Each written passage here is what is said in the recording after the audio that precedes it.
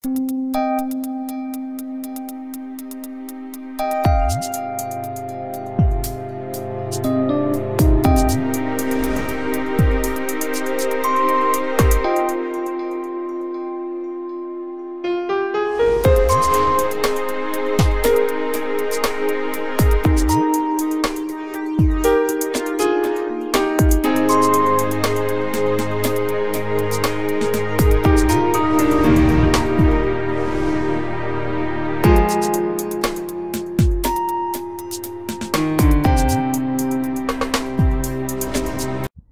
good afternoon, good evening, depending from where you're watching from. Is your host Reverend Rehab Wangi.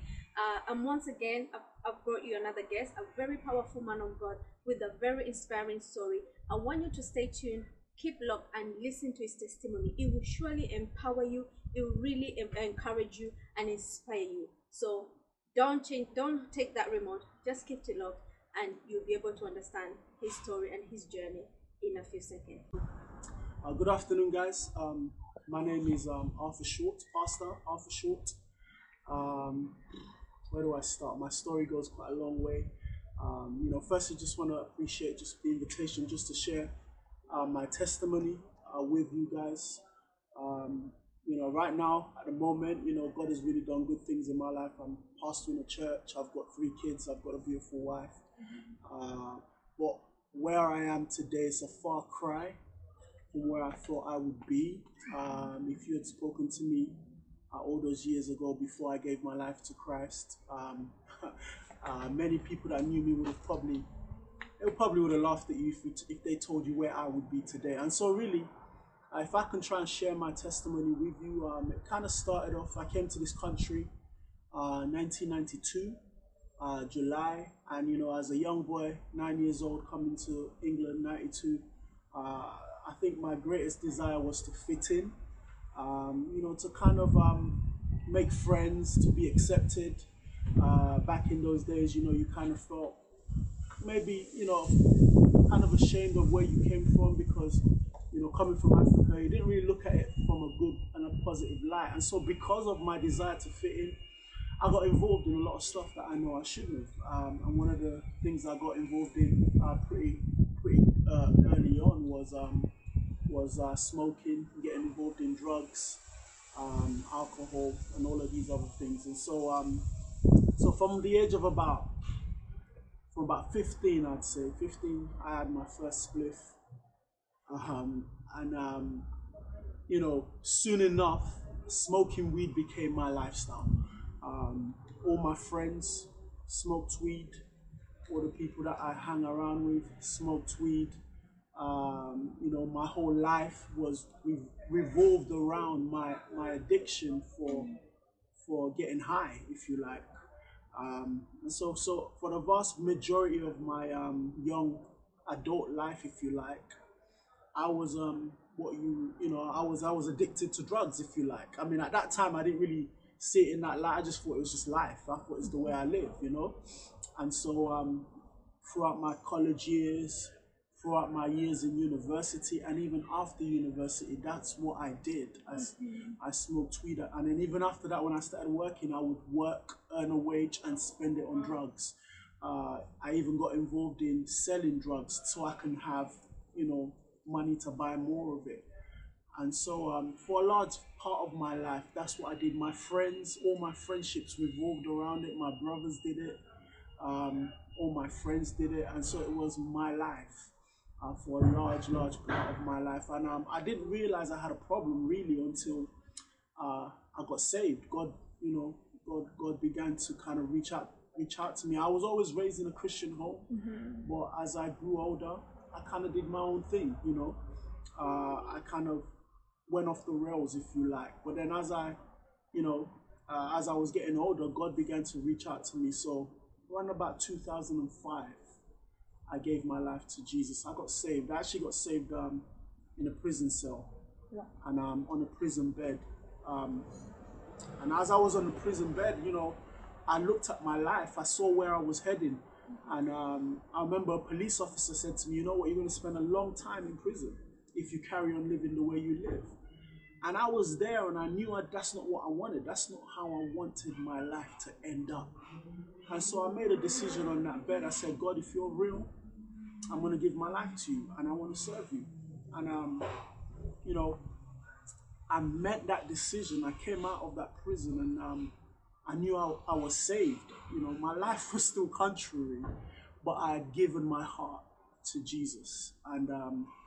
And so, you know, even after that, you know, I got found not guilty for the case. So none of that is on my record. So I really thought that was God kind of putting me in a place where I had to respond to him. And so anyway, I gave my life to God, but getting saved caused me to realize that I had an addiction, because now I knew I couldn't smoke weed anymore, but I couldn't stop doing it. It was what I did. And so for a very long time, I had a battle to stop. I remember I used to smoke weed, and I would have crazy buzzes. For those of you that smoke, you know what I'm talking about. I'd have this buzz where in my head, I'll be having good versus evil battles. I'll be having these fights in my head. And, you know, I didn't enjoy doing it, but I couldn't stop doing it.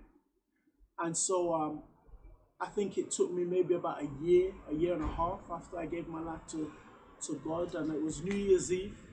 I said, this is it. I'm not doing it anymore. And I had my very last spliff. And I remember the evening I did it. I said, you know, I'm never going to do this again. And I had the very last spliff I smoked, and I got rid of the rest I had. Now, the truth is, it wasn't easy for me to stop. But I will say that the only reason why I was able to stop smoking weed, for me, now I don't know about other people, but for me, it was because I knew it went against my relationship with God, and because of that, there was a desire in me for God that was stronger than the desire for the drugs.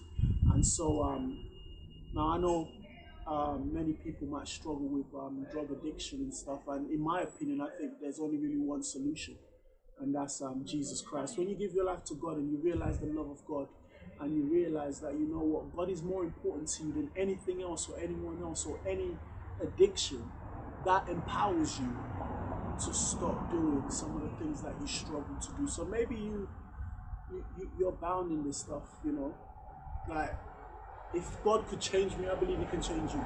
But I think you've got to surrender your heart to him first. You've got to truly, in your heart, give your life to Jesus. If you will truly give your life to Jesus, I think that God, the love of God comes inside of you, and it empowers you to be able to overcome any addiction that you face in your life. Now, yeah, that's my story, man. I'm not sure. I hope that it blesses you and it helps you. But yeah, today I've been saved now. I've been saved 15, 16 years, right? 2005, yeah, 15 years. I've been saved. Not only have I been saved 15 years, I've been free from drugs for about 13 years. And the only reason why I can say that I've been free from all of that for that long is because I surrendered my heart to Jesus. If not, I don't think I would be today.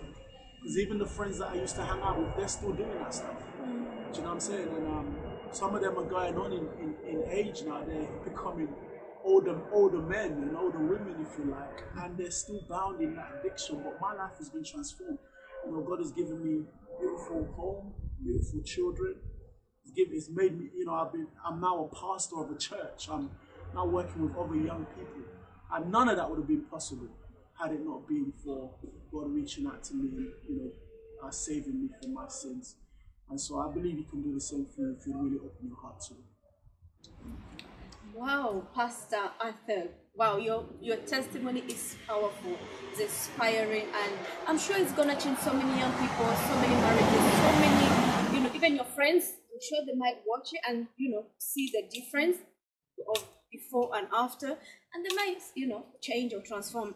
But you say that you gave your life in prison. Wow. So that's where your turning point came, at the prison cell. So you felt like that's it. I've had enough of this. Yeah, I kind of knew where I was heading, innit? I looked at my life, and it's as if God was giving me a vivid picture of the road that I was heading down. Yes. And that's just not what I wanted. It's not who I was, you Yeah. know.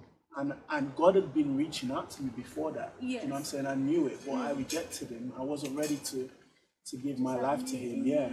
And so he had to put me in a prison cell Yes. to get my attention. You know Yeah, what I'm because saying? there were But so yeah. many noises around you. He had to put you in a place where you just have is you and God. Yeah, Yeah. absolutely. It was just me and him, you Yeah. know, for that time I had a lot of time to think and to see just the way I was living. And I just knew that, yeah, enough was enough, and I had to surrender to Jesus. Yeah. But was it easy once you made that decision in prison? I'm sure people are still smoking in prison. People are still, talking the language, the life you're used to. How was the transition? Because maybe there's a young man who wants to transform today, but he's thinking, okay, yeah, I've said yes, but what's after yes? They need to know that there's a journey. It was not easy. Yeah. It was not easy. Yeah. Yeah, and the truth is, I wasn't in prison for long. That's Yeah. the truth. I wasn't there for long. I was there for just over a week. Okay. However, I think the hardest for me was coming back out to my friends and to my lifestyle. I really, once I gave my life to God, God became my priority, but I really didn't have the choice to make. Yeah. God or my friends. That's literally what it was. You Yeah. know, it was a matter of, am I going to choose God or am I going to choose my friends? And I chose God. And when I did, it did feel like I was losing my life. It felt as though everything that I had kind of accumulated over the years, I felt as though I had lost it all. You know the Bible says, if you save your life, you'll lose it. But if you lose your life for my sake, you'll find it. Yes. And so that's really what I felt. I really felt like I was losing my life. Friday evenings, I knew my friends were all meeting up to go raving and smoking weed, but I couldn't go. There were times when I knew they were outside, literally, and I had to stay inside. Yeah. And that was the hardest part for me. The sacrifice of losing old friendships and the old lifestyle that I developed for myself. Yeah. So what about your mom? How did she take it? As you said, you're raised in church, your background is about Christianity. How did she take it? I think my mom was pretty much pretty much oblivious to really what was happening. Yeah. As you grow, your parents kind of always see you as always being perfect, if you like, never really putting anything wrong, any foot wrong. So she was pretty much oblivious to what was happening. But what I will say is today, she's aware because she's seen the change, right? And so when the transition was happening, I don't think she was fully aware of what was happening. Yeah. In me. Do you know what I'm saying? Because when you're raised in church, that don't make you a Christian. That doesn't make you saved. Salvation is a personal thing, and so I gave my life to God personally, and then that's what brought the change. Yeah. And so for my parents, they only later on, once God has taken me through the process of sanctification, only then can they say, wow, there's something different about it. Do you know what I'm saying? And so now they kind of look at my life and they're very proud of what God has done in me. But when it was happening, I don't think they were aware of what was happening. Wow, that's a very powerful. So now you're a pastor, you're in church, you're pastor. Where is your church? Just in case someone is watching and they would like to join you. Yeah, so we're located in Hounslow. We're the Potter's House Christian Church in Hounslow. And so yeah, it's not too far from where we are right now. Yeah, we're in Hounslow right now, and he's a Potter's House. I'll put his link on the description, where the address is and everything. What about you? They can find your Facebook, Instagram. We have an Instagram. I'll give you all the details. It's PH Hounslow. PH_Hounslow at Instagram, and then we've also got a YouTube channel. It's also PH Hounslow. If you type in phounslow.com, the YouTube channel will come up. But also we do have a website as well. Okay. At the same time, but we'll give you all that information. Yeah, we'll link you in the description. Go to their channel, subscribe.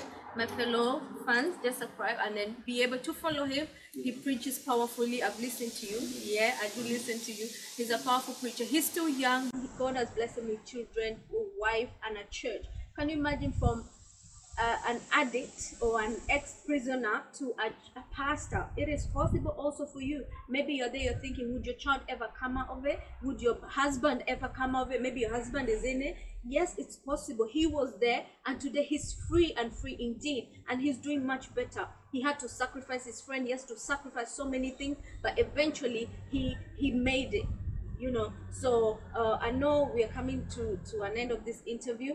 I just want him to tell you, you know, the last words, and then get in contact with them. We'll put everything on the description, and just get in touch with him. He will help your children. He can help you as a mother. He can help you as a husband. He can help you as a youth. He's really ready to embrace anyone who is out there, and you're willing and saying, yeah, this is the right man who is going to hold me, who's going to mentor me. You know, feel free to contact him, and he will be able to walk the journey with you. So what's the last word you can tell our viewers? I guess all I can say is really, you know, that many people are searching for answers out there. Many people look in many different areas for answers.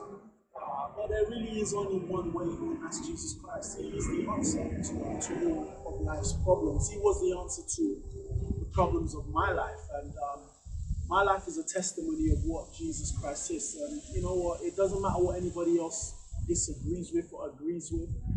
My life is a living testimony that Christ can change lives. And maybe you're out there, you've got children, maybe your children are addicted, and you may not be fully aware of what's happening. But if you bring it to God, I believe God can reach out to them. Now, one thing I will say about my mom is that my mom was a very prayerful woman, and I don't believe her prayers were exempt from God reaching out to me. Do you know what I'm saying? And so yeah, so maybe some of you that are parents, you need to just pray for your children more and trust God with them. Maybe you are the person who's addicted to drugs. I would say to you that, you know what, try God. No, I'm not talking about religiousness. I'm not talking about pretend Christianity. I'm talking about fully surrender your heart to Jesus. And I believe if you do, no matter what your addiction is, God can give you breakthrough. And yeah, so that's really all I can say is God really is the answer. Jesus is the way, is the truth, and the life. Wow, thank you so much for honoring our invitation. I'm sure somebody will transform through your message, through your invitation. As I always tell you, a prayer of a mother never got wasted. So keep on praying for your children, keep on empowering them. They might not listen, but your prayers are not going, they're not going wasted. I always say time in God is not wasted, it's invested. Yes. So continue praying for them, continue empowering them, and may God bless you. Until next time, let's keep connected with Real Talk Show. God bless you. Amen.